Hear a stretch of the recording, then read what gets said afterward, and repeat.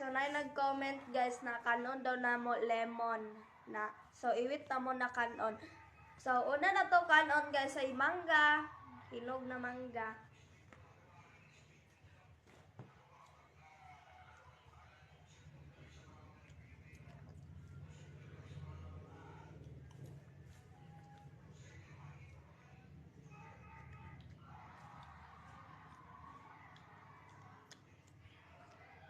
Susunod natin kainin guys ay orange.